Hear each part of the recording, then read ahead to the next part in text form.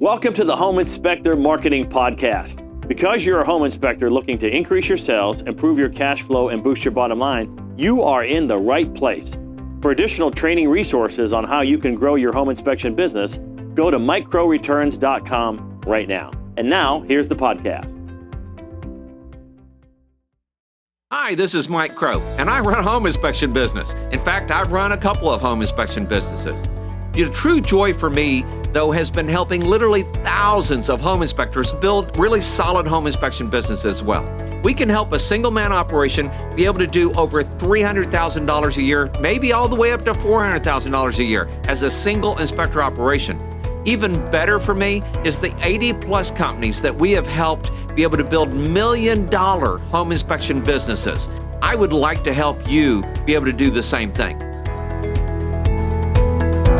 Today we have the last segment from Mike's insights on the book Atomic Habits. He taught on this book at our last Mastermind event. If you'd like to learn more about our Mastermind and how you can be successful, go to microreturns.com. So here's one of the things that he talked about on page 74 of going through the different things. He calls it habit stacking. Habit stacking. One of the best ways to build a new habit is to identify a current habit you already do each day and then stack your new behavior on top of that. Habit stacking. Now, I thought that was fun because what did I tell you this morning, Davey? Right? Oh, I called that stackables. I listened, sir. Yes, no, and look, I have created a whole series of how to say stuff, not just to myself, but to you, for you to understand how something works. If I build a business card, right, Ryan, and I get that business card right, how often do I need to rebuild that business card? Maybe never. We haven't redone ours now for, 10 years, okay? I build the right kind of brochure. I don't have to build another one. Those are stackables, right? So I get the script on the phones right. I get a PowerPoint presentation right.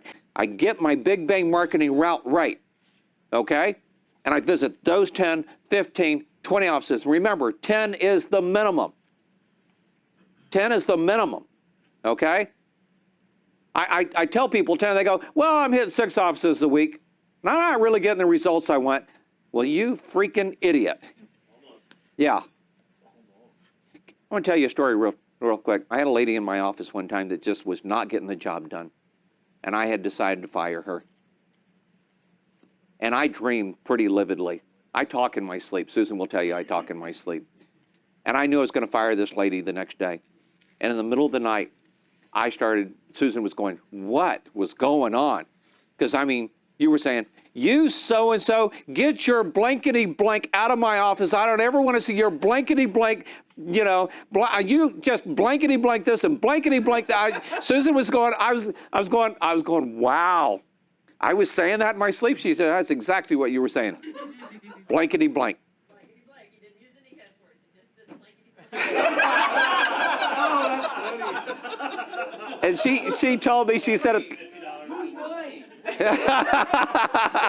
I don't know, because I don't remember it consciously.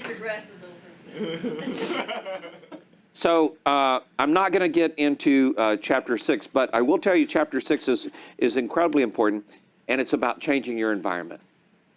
Okay? I'm going to go back to chapter 5 in a second, but I wanted you to see this graph, and I want to make sure that you earmark page 82, and I want you to think about it. Okay? I was in the grocery store. We knew that if we put things in certain places, people buy more of it. Okay? My favorite, and I have tons of them, one of my favorite stories of Disney's, he's walking through an airport once. Can you imagine this?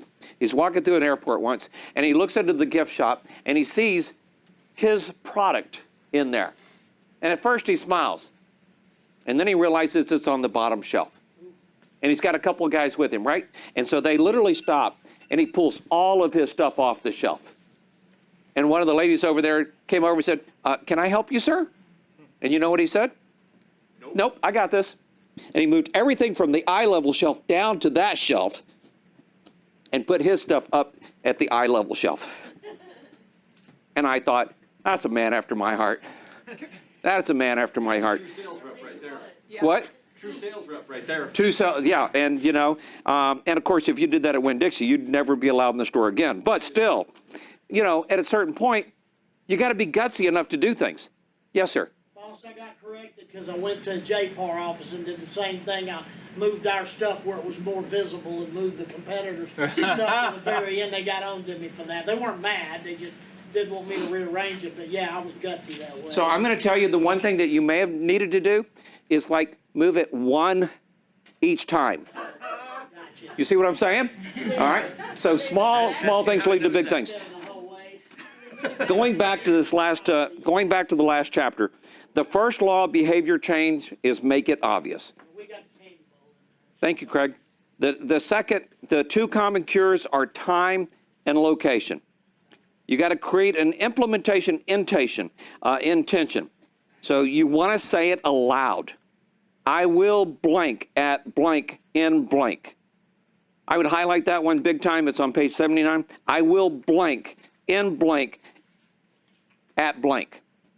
The reason people don't mark it is because they don't put it on their schedule.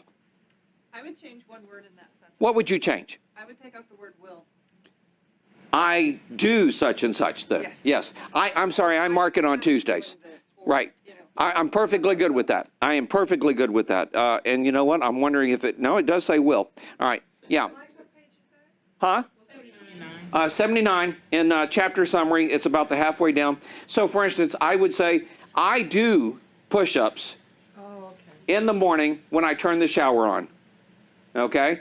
So there you go. Habit stacking, of course, is the next part of that, and creating those habits. And then understanding how to change your environment. All right? So, guys, you have no idea how much thought goes into setting this room up. You really have no idea. I literally have drafted 20 ways so that we could set this room up. And depending on the number of people, it changes, obviously, all right? But my favorite, for instance, is during the mastermind session, it's what shape? U-shape. It's U-shape. Couldn't it be this shape? Not as effective. Not as effective. Because I changed the environment. People are looking at each other. People can see each other. What did we have yesterday that happened during the inspector meeting? Cassandra was up here, and somebody was going, I'm looking at Jeff over there, and that is one proud papa, right? But you can see people. You can do different things. But today, this is our bonus day where we're teaching stuff, so we set the room up slightly different inside of that.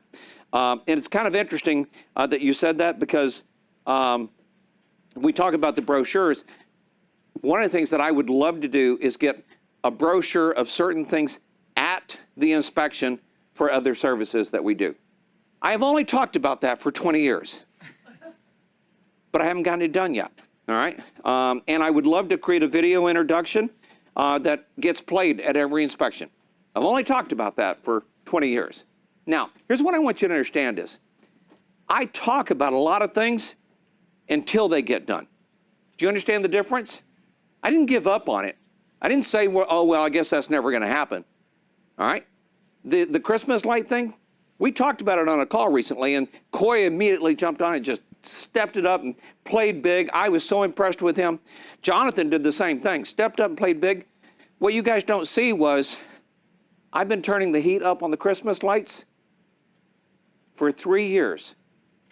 And then, boom, we hit 212 degrees. And now we do Christmas lights. But everybody thinks, oh, they're doing Christmas lights now. I started hiring people to do it on my house 3 years ago. Watching how they did it, seeing what they charged. How can we do that? Okay? And now, and then by the way, then I hired people to come in and teach me and Jonathan and people how to do it. The coolest thing about this, you traveled from where, Minnesota?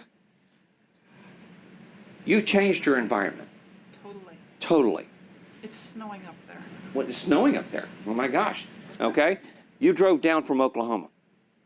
When you change your environment, you actually give yourself a better chance of success than at any other time. And when you come and get around other people that want you to be successful, that are there to try and you help be successful, you increase your chances of success. And honestly, one of the reasons I love to coach is because you girls, you folks help me be successful just by teaching you how to do it as well. So Juan, We talked about the 3, 3, and 3, and then of course Susan pointed it out, and other people. And I want to make sure that you understand, at some point, you have other inspectors train other inspectors, right? It makes them better inspectors. When I try to help you guys be better business owners, it's helping me help Jonathan so that we can do a better business as well. I want to tell you thank you for that. But I also want to tell you, you can do it just as easily. Maybe I shouldn't use that word. You can do it as well. Will it be easy? Maybe, maybe not, okay? But you can do it as well. Is it worth it? This is one of the best things you've said, and I say it all the time. You've heard me say it, right? If you're willing to do what others are not for at least 2 or 3 years, you get to do things the rest of your life that people just dream about. I'm building Crow Village. I now have 4 out of 7 homes. 4 out of 7 homes. Susan and I are going to go see penguins in Antarctica this next year, okay? In South America. At that point, she will have been on every continent in the world. She will be one ahead of me. I'm going to fix that in 2024, all right? We're going to go to Egypt in 2024 and do some other things and see more of Africa and do some cool things. I get to do what I do now because I worked my butt off. And you know the biggest part, Scott, is that people go, I had a brother-in-law at one point, he went, if you have to work more than 40 hours a week, there's something wrong with your business. He didn't last. He's a great guy, wonderful guy. But I work hardly at all compared to him, still today. And there are people, you see them, okay, that are working. And by the way, sometimes they work because they want to. Miss Belinda doesn't have to be here. And I'm not going to tell you how old she is. She'd get mad at me. She didn't have to be here. She wants to be here. God has sent her here to help me help people. Thank you, Lord. And the real thing is, the more that you work at doing the right thing, the more right things are attracted to you. The more you want to be around other successful people, the more successful you'll be as well.